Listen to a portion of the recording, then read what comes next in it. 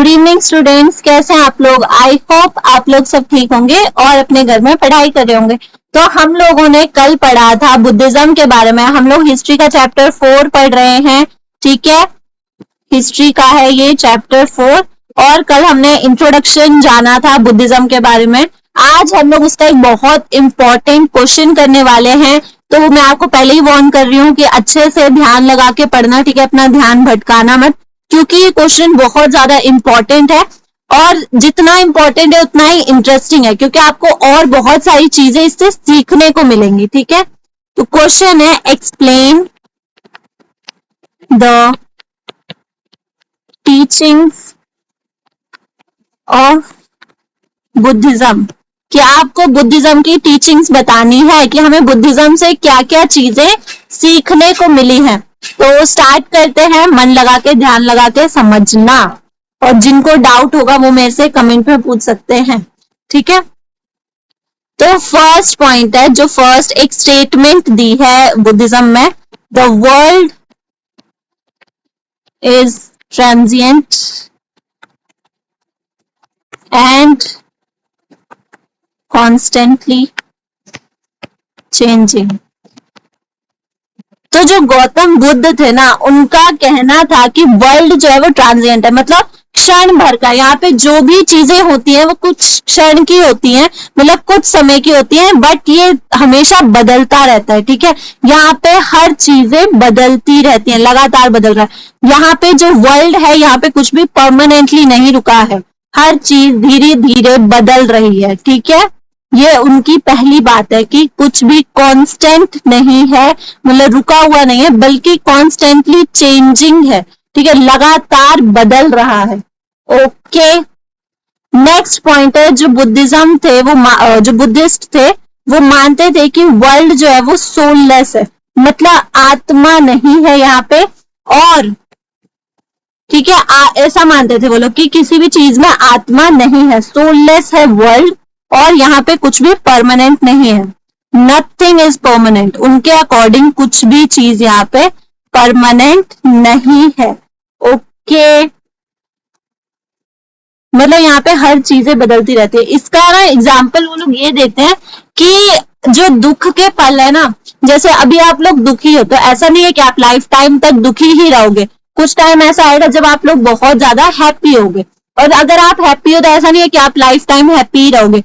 कुछ टाइम ऐसा आएगा कि आप लोग दुखी होगे, बट हर चीज बदलेगी, ठीक है। आपको इस चीज पे भरोसा रखना पड़ेगा, और ये चीज ट्रू भी है कि हर चीज बदलती है। यू नेवर आप कभी भी सैड नहीं रहते ना हमेशा, okay.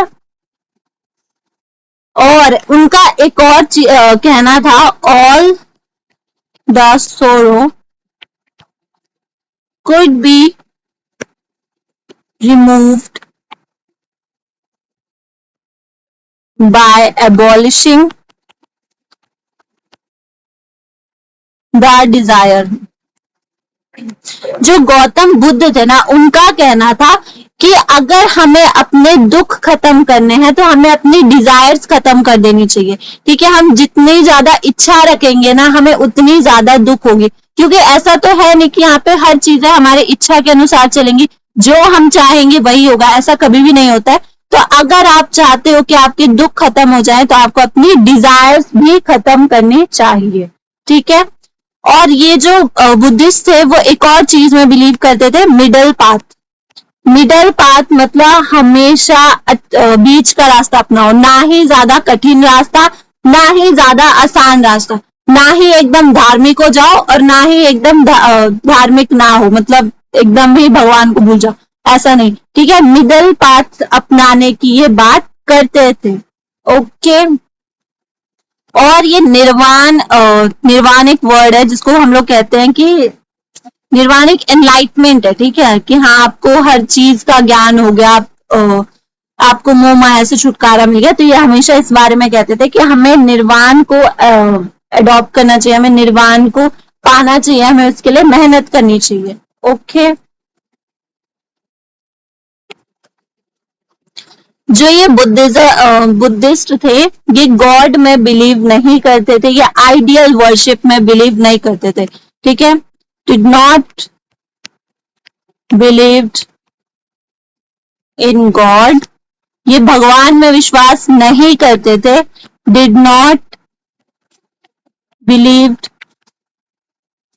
In ideal worship. Ideal worship होता है कि जो हम लोग ये मूर्तियों की या किसी शेप की जो पूजा करते हैं, जैसे माता की पूजा करते हैं, भगवान की पूजा करते हैं, तो वो इस चीज में बिलीव नहीं करते थे। जो इंसान भगवान में बिलीव नहीं कर रहा तो वो आइडियल वर्शिप में क्यों बिलीव करेगा?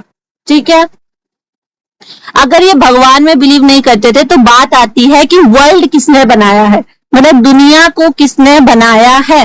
तो जो बुद्धिस्ट थे वो, मतलब बुद्धिस्ट नहीं, गौतम बुद्ध जो थे वो बिलीव करते थे कि world is creation of humans. ठीक है, world is creation of human. वो ऐसा मानते थे कि ये जो दुनिया है उसको इंसानों ने बनाया है। ठीक है, किसी डिवाइन ओरिजिन से नहीं आया है, बल्कि इन्होंने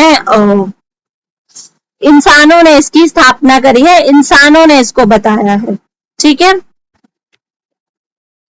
ये ना रीबर्थ में बिलीव नहीं करते थे। ठीक है, रीबर्थ को नहीं मानते थे, मतलब जो तुमने करा है उसका फल तुम्हें इसी जन्म में मिलेगा, तुम वो चुका के जाओगे। तुम अगर किसी को परेशान कर रहे हो ना तो तुम्हें भी उसका मतलब फल मिलेगा, बट इसी जन्म में मिलेगा। ऐसा नहीं है कि तुम अगले जन्म में कुत्ता बिल्ली कौआ बनोगे, इसी जन्म में होगा जो भी होगा। ठीक है, तो ये कहते थे did not believed in rebirth.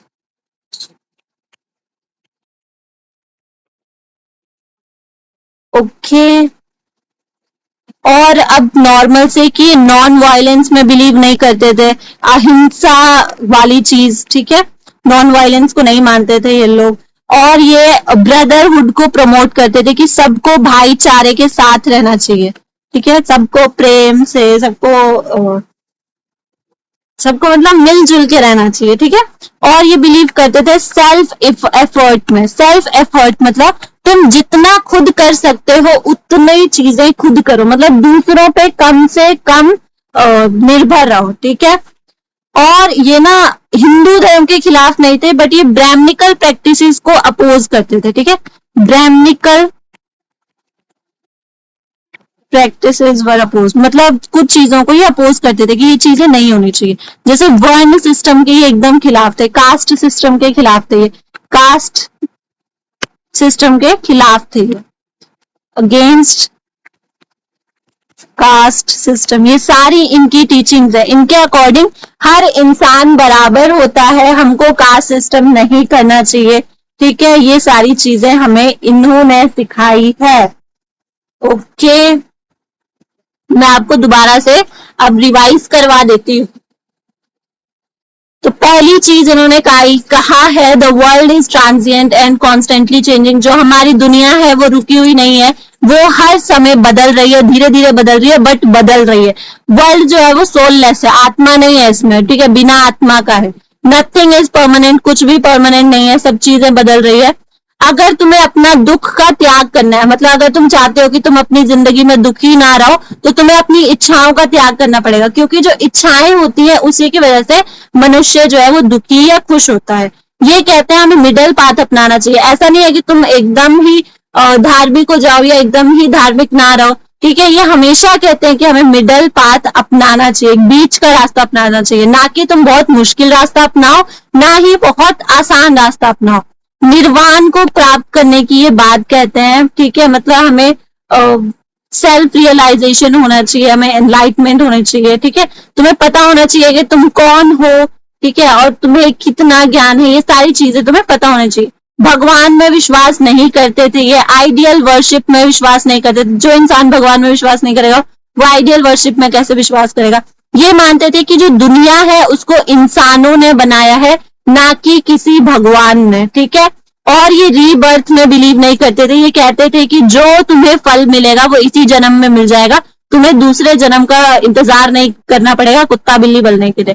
ठीक है, नॉन वायलेंस में बिलीव करते थे ये कि हमें लड़ाई झगड़ा नहीं करना चाहिए। ब्रदरहुड को प्रमोट करते थे कि सबको भाईचारे के साथ रहना चाहिए, सबको एक साथ रहना चाहिए। सेल्फ एफर्ट मतलब इंसान को खुद एक अच्छा और ऐसा बनना चाहिए कि वो हर काम कर सके। ठीक है, सेल्फ एफर्ट। ब्राह्मणिकल प्रैक्टिसेस को अपोज करते थे, ब्राह्मणों के तो ये एकदम खिलाफ थे, ठीक है। कास्ट सिस्टम का अपोज करते थे, क्योंकि उस टाइम पे कास्ट सिस्टम ने बहुत कबाड़ा करा हुआ था सोसाइटी का, ठीक है। तो ये सारी चीजों को अपोज करते थे, और इन्हीं टीचिंग्स की वजह से एक टाइम पे बुद्धिस्ट जो थे, बुद्धिज्म जो था वो काफी ज्यादा फेमस हुआ था। आई होप आप लोगों को समझ में आया होगा और इंटरेस्टिंग लगा होगा। आज के लिए बस इतना ही। अब नेक्स्ट हम लोग देखते हैं अगली क्लास में। Thank you.